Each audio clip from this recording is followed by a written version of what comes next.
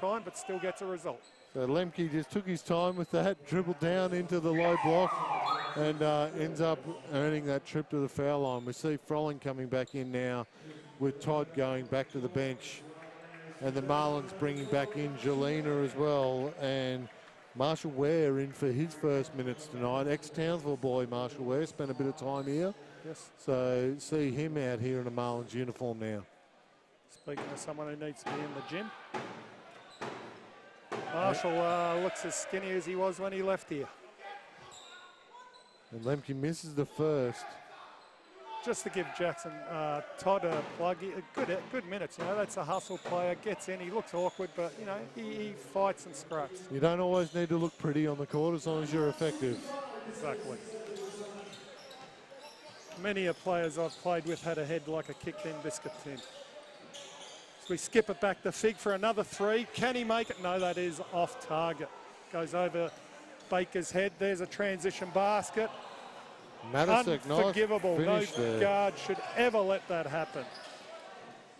Always have safety defense. Nice post by Harry Frolling. He's got two people on him. He dribbles out. Can find, whoop, they could have found a player out in Chewed Hope, but instead passed it to the opposition. Foul called there, and Jelena will step up to the line now. Foul on Wilshire. He wasn't happy about it. I think he thought he caught all ball. We're bringing Jordan Jet back in. We're going back with all of the starters now. Again, like I said, it's good to have stability out there, but this is a good opportunity to play some of the kids, so I probably wouldn't have all of my starters out there.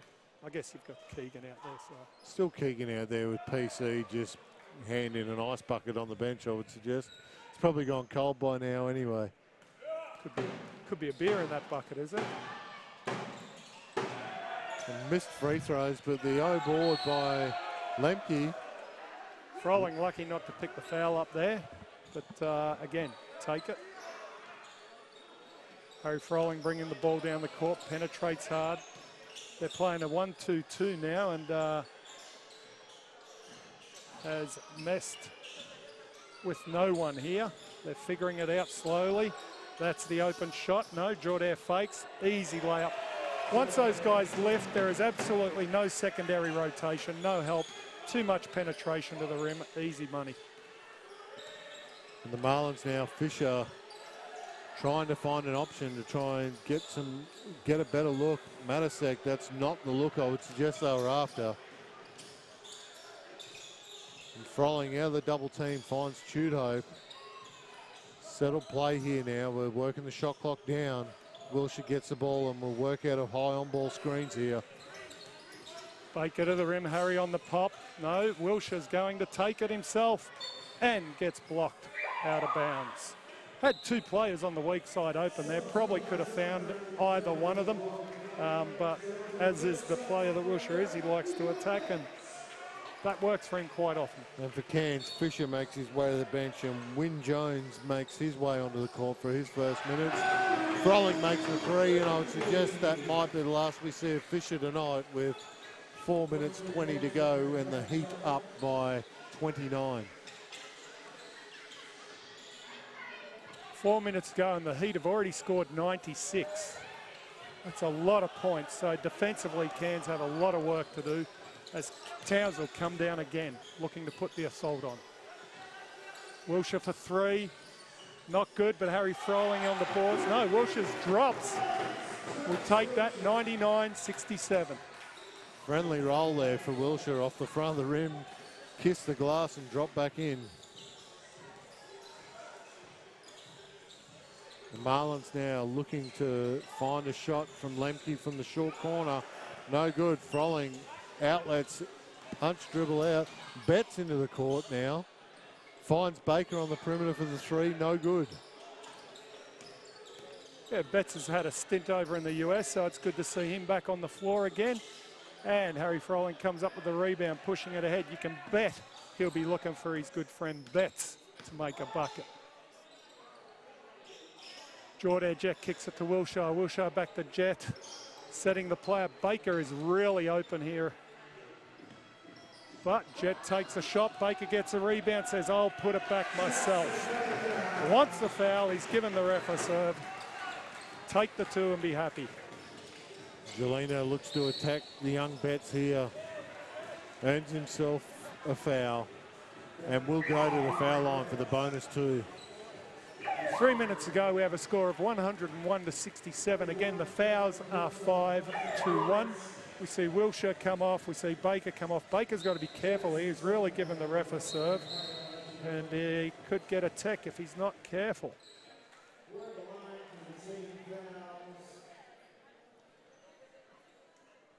And Jelena now steps up to the line. Marlins trailing 101-67. 2 minutes 53 to go. That foul count again at 5-1 for this quarter. I don't think Coach Anderson's thoughts about the fouls have changed probably too much. No, but when you see the scoring spread go like it has, it makes life a bit easier. And that's the aggression versus the passive defence that Cairns are playing. So Jet now in control of the point, finds White. Froling launches the 3. No good, and roll reversal. Betts goes and gets the offensive board off Froling's missed 3. That screen out the top is a very clever thing. Harry Froling misses a tip dunk there. Nice pass by Jordan Jet as we see Jackson Todd come up with the ball. Betts pushing it ahead. Betts and his mate Froling go to work. That pair know how to play together through their junior years, so no surprise to see that little drop pass. Harry Froling makes the bucket and goes to the line for a bonus. Substitutions here for Cairns. With Farmer coming back into the game. Fig for Townsville. He's getting a lot of love off the local crowd who've got a beverage or 20 under their belt. Froling misses the first. Todd misses the putback, but then gets his own scraps and goes again. Todd nearly put that back with a dunk. He's, like I said, he's a worker, the lad. Play with it. He's got wide ahead. Will he get it to him in time? No, the pass is wild. Fig should have thrown that a little shorter. Here's a 3. No, Fig's just going to drive against these guys. Throws up the alley-oop to Betts. Did not come off. Now Marlins ball. Fig knocks the ball out of bounds. Keegan Tudhope subs in for Harry Froling, who's had about a 25-point game. Could have been 30 if it is free throws, but, you know, we won't be that critical. 25 and 12 for Harry, so good output for tonight. His Cairns come off for the turnout screen action, something new. They've put all their players to the bench too, so some minutes for these bench players. We'll see a lot of mistakes made, no doubt, but nice as we said earlier, offensive board there by, I think that was Ware. Nice putback, so he's got his first points for the game. You know, you talk about that second quarter being quieter for the Heat. If they had been on the scoring rampage for all 4 quarters, this would have been a 130-point game. So Betts dribbles into a little bit of trouble in the keyway. Todd finds Fig from his favourite spot in the corner. No good. Aaron Farmer bringing the ball up for Cairns. Launches it out. And Fig tries to block that. Doesn't come up with it. Tudhope with a great touchdown pass to Fig for the basket. A lot of love off the bench for both Fig on the sprint and Tudhope with that tee down. And 35 seconds to go. Todd gets another steal. Jackson Todd going to work. Got his feet a little tangled, drew the foul. Block called there on Matisek, and Todd will make his way to the foul line. Heat up 107-70. 30 seconds to go. And just what has been a comprehensive victory to the Heat tonight, Shane. Yeah, Jamie will go back and watch that video, and it'll be, he'll get sweet bugger all out of it. It was just, they weren't making buckets. Defensively, no rotation on help. They've got some work to do if they want to get in that top grouping. So at the moment for the Heat, quarter by quarter scores, 28 in the first quarter, 24 in that slower second quarter, 30 in the third, and then 25 in this final quarter. About to be, no, still remains at 25. 24 in the second's not that slow a quarter, I guess. Looks slower. But yeah, 22 seconds, should be one shot left. The Heat wind it down, see if we can get someone who hasn't scored a wider, a better shot. 13 seconds, the score is 107.70. And we're just going to dribble it out by the looks of it. Again, me not being a nice fella, I'd try and score right on the death of the thing.